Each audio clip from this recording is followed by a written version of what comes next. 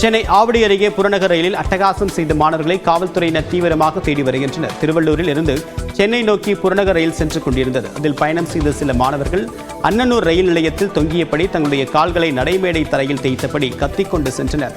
இந்த காட்சிகளை ரயில் பயணம் செய்த நபர் ஒருவர் வீடியோ எடுத்து வெளியிட்டுள்ளார். இதுபோன்று மற்ற பயணிகளுக்கு இடையூறு செய்யக்கூடிய வகையில் நடந்து கொண்டால் சட்ட நடவடிக்கை எடுக்கப்படும் என்று ரயில்வே காவல்துறையினர் எச்சரித்துள்ளனர்.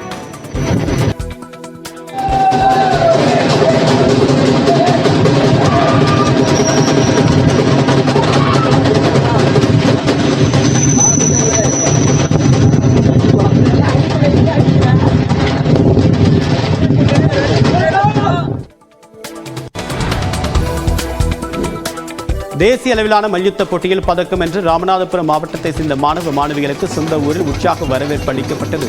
ஹரியானா மாநிலத்தில் கடந்த வாரம் தேசிய அளவிலான மல்யுத்த போட்டி நடைபெற்றது. இதில் தமிழ்நாடு சார்பில் கலந்து கொண்ட பரமக்குடியை சேர்ந்த தனியார் பள்ளி மாணவி தனிஸ்ரீ தங்கம் மற்றும் வெள்ளி பதக்கங்கள் வென்று அசத்தினார். இதேபோன்று அதே பள்ளியை சேர்ந்த பிரபாகரன், முகிலரசன் ஆகியோர் 3 வெள்ளி 2 வெண்கல பதக்கங்களை பெற்று தமிழ்நாட்டிற்கு பெருமை சேர்த்தனர். இந்நிலையில் சொந்த ஊர் திரும்பிய வீரர்கள் மற்றும் பயிற்சியாளர் கவி பிரகாஷ் ஆகியோரை ஆசிரியர் மற்றும் பெற்றோர் பட்டாசு வெடித்து பொன்னாடை அணிவித்து வரவேற்றனர்.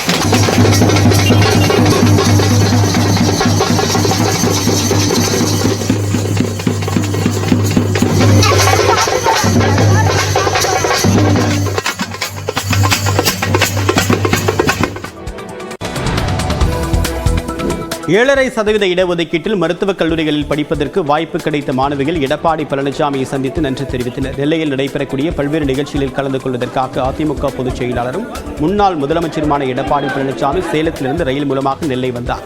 அதனைத் தொடர்ந்து நெல்லையில் உள்ள தனியார் தங்கும் விடுதியில் நடப்பு கல்வியாண்டில் 12ஆம் வகுப்பு தேர்ச்சி பெற்று நீட் தேர்வு மூலமாக 7.5% இடஒதுக்கீட்டு முறையில் மருத்துவக் கல்லூரியில் இடம் கிடைக்கப்பெற்ற மாணவிகள் 6 பேர் எடப்பாடி பழனிசாமியை சந்தித்து நன்றி தெரிவித்தனர். மாணவிகளுக்கு சால்வை அணிவித்து கேடயம் வழங்கி எடப்பாடி பழனிசாமி பாராட்டு தெரிவித்தார். என்ன மாதிரியே இன்னும் நிறைய ஸ்டூடெண்ட்ஸ் வந்து இன்னும் அடுத்தடுத்த ஜெனரேஷன்ல அடுத்தடுத்த அகாடமிக் இயர்ல வந்து 7.5 ரிசர்வேஷன் மூலியமா வந்து பலன் பெற போறாங்க. அதுக்கு வந்து எடப்பாடி பழனிசாமி சாருக்கு ரொம்ப நன்றி. எம்பிபிஎஸ் படிக்கணும், மருத்துவ கனவு வந்து எங்களுக்கும் நிறைவேறணுங்கிறதுக்காக எடப்பாடி பழனிசாமி சார் வந்து எங்களுக்கு 7.5 இடஒதுக்கீடு கொடுத்திருக்காங்க. அது எங்களுக்கு ரொம்பவே ஹெல்ப்ஃபுல்லா இருந்துச்சு. எங்களை மாதிரி அரசு பள்ளி மாணவர்களோட மருத்துவ கனவை நிறைவேற்றினதுக்கு ரொம்ப ரொம்ப நன்றி சார். சென்னை அசோக் நகர் அரசு பள்ளியில் நடைபெற்ற நிகழ்ச்சி சர்ச்சையான நிலையில் இது தொடர்பாக 3 நாட்களுக்குள் நிரந்தர தீர்வு காணப்படும் என்று அமைச்சர் அன்பில் மகேஷ் தெரிவித்துள்ளார். தொடர்பாக அவருடன் நம்முடைய செய்தியாளர் சுபாஷ் நடத்திய கலந்துரையாடலை தற்போது பார்க்கலாம். விவகாரம் தொடர்பா ஒரு நடவடிக்கை இன்னைக்கு கையில எடுத்திருக்கீங்க. தலைமை ஆசிரியர் மாற்றம், அதே போல விசாரணை குழு அமைக்கப்பட்டிருக்கு. இந்த விஷயத்தை அரசு எந்த அளவுக்கு தீவிரமா இருக்கு? இது மட்டுமே தீர்வு கிடையாதுங்க. இனிமேட்டு தான் தீர்வே இருக்கு. தீர்வு வரும்போது நீங்களே பார்ப்பீர்கள்.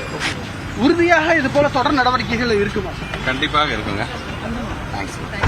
கண்டிப்பா நான் சொன்னேன்ல, இது இன்னைக்கு பண்ண எடுத்த ஆக்ஷன் மட்டும் இதுக்கு தீர்வு கிடையாது. இன்னும் 3 நாள்ல நீங்க பார்க்க தான் போறீங்க.